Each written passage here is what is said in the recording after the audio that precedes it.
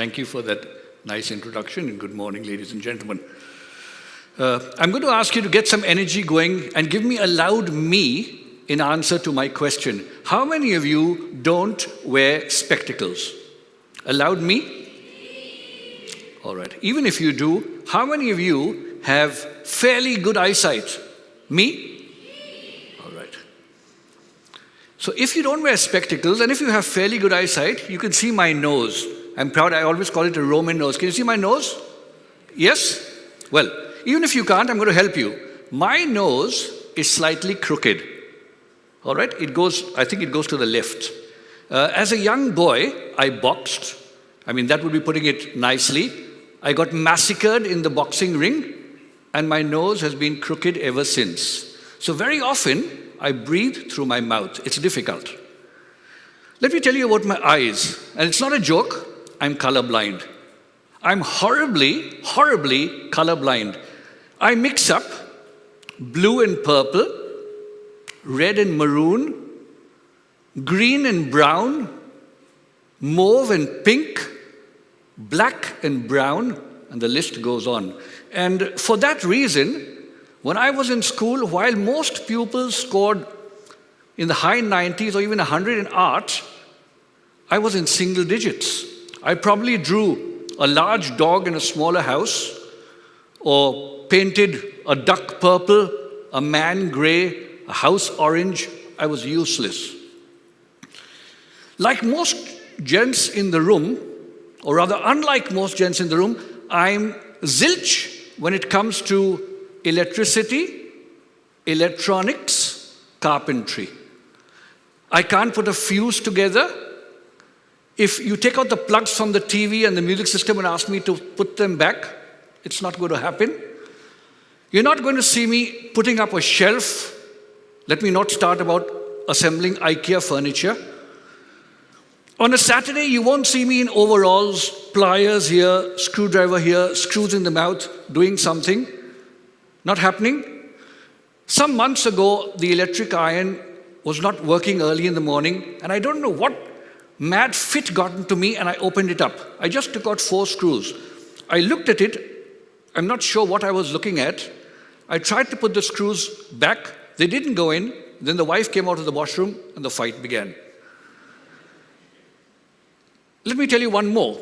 Directions. If there's a 5-mile radius, Michael Guzder gets lost 5 times. We go to church and come back, and it's a straight road. There's just one road. But I don't know why I try to take a shortcut when I'm coming back. We get lost, and the fight begins, and that too after church. You know, when I think about my life, I'd like to put it out on the table straight away. I'm as imperfect as they come. But there's one thing I want to tell you. I have never, ever let my imperfections come in the way of my talents and my successes. Because I believe that life was never meant to be perfect. I believe that human beings were never meant to be perfect. In fact, human beings were never meant to be satisfied. As a young boy, in school, I was short. I still am short. I was very thin, no stomach. Like the previous lady, I was a trifle bullied, not brilliant in academics, not brilliant in sports. And the thing is, I looked at others and said to myself, they've got a wonderful life. How perfect they are. Large bungalows, lovely cars, great personalities. And I sort of developed an inferiority complex. And it worried me. And I often questioned my life and said, why me? Why wasn't I born into a family like that? And seriously, I was worried. I had no ambition. I was very nervous. In fact, at one time I said to myself, I'll become a priest. You don't need to be educated. You don't need to have money, and everyone calls you father. However, I think as the years went on, I realized that nobody is perfect. And everybody has some flaw or the other. Ladies and gentlemen, life is a journey. I repeat, life is a journey.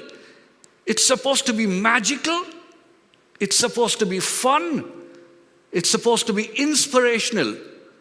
Life was never a race.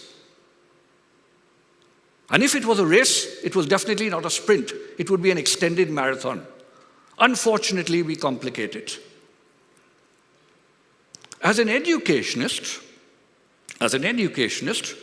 I'm of the firm belief that we're in a worldwide system that is crushing individuality, curbing natural enthusiasm, preventing risk-taking, and in general, causing stress. And I'm not proud of it. The UAE is much better than most places in the world. But let me put it out there.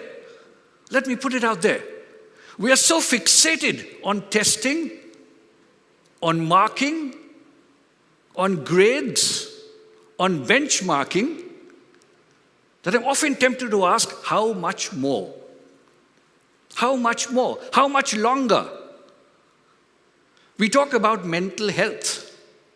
And let me put it out there once again. My belief, and that's my personal belief, is this: tweak the education system and mental health will fall into place. Tweak the education system and mental health will fall into place. Let me tell you two stories that get to me. A father took his son out for lunch. It was a lovely restaurant. The son arrived late, and when he arrived, the father said, "Son, I hope you don't mind, I've ordered Chinese." And the son smiled and said, "Dad, you couldn't have done better. Chinese is my favorite food, and I love the Hakka noodles and the rice and the prawns. I just love it." And they talked animatedly, and they enjoyed the meal, and they had a lot of catching up to do. After some time, and quite some time, maybe an hour or two, the son looked at the father's suit and the father's tie. In fact, he touched the tie, and he said, "Dad, great suit. I love your tie. Where's it from?" And the father smiled and said, "I do all my shopping in Marks and Spencer. And I call it Marks and Sparks." The son was incredulous. "Don't tell me. Are you sure?" The dad said, "Yes." And the son said, "I shop in the same place. Whenever I go out, I have to pop into Marks and Spencer and I pick up a tie or a pair of socks or a shirt, even if I don't need it. It's a bad habit." And they both laughed and they continued chatting. And as they were walking out, they suddenly heard something like this: "Well, I get one for the money, a two for the show." And they stopped. It was Elvis Presley on the jukebox.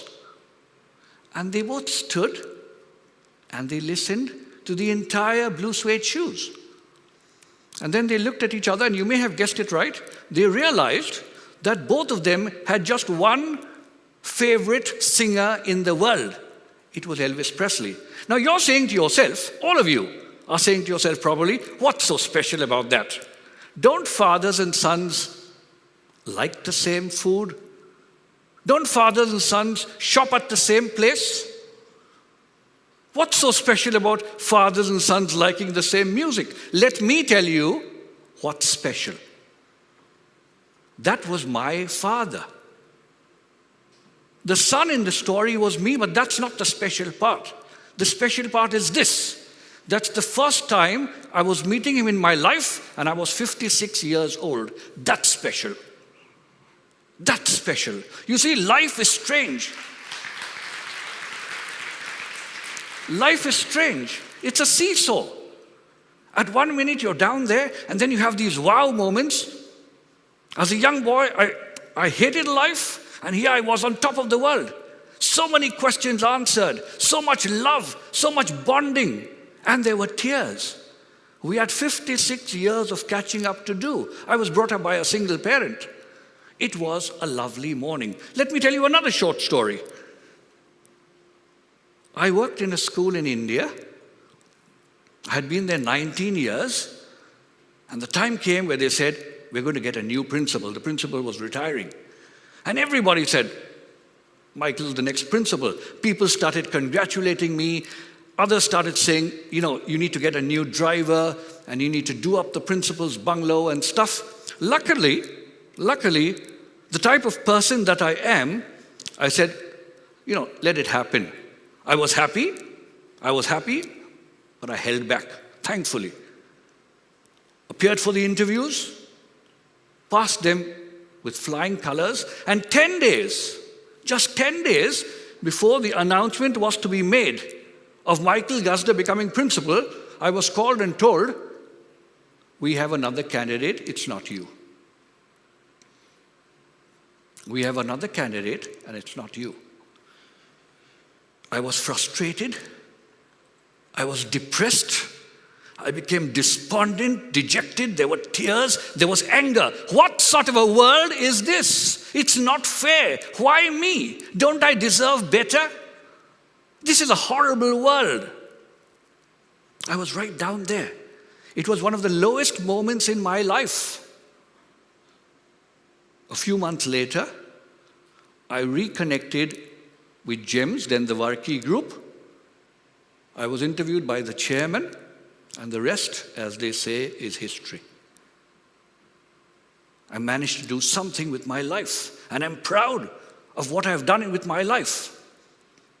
And ladies and gentlemen, you see, life was never meant to be perfect for any of us. For me, for you. Think back to those special moments when you were right down and you were depressed, and think of those wow moments where you were up there, smiling, full of life. Don't wait to be perfect to change or inspire the world. I repeat, don't wait to be perfect to inspire the world. Let people be inspired by how you deal with your imperfections. Thank you so much.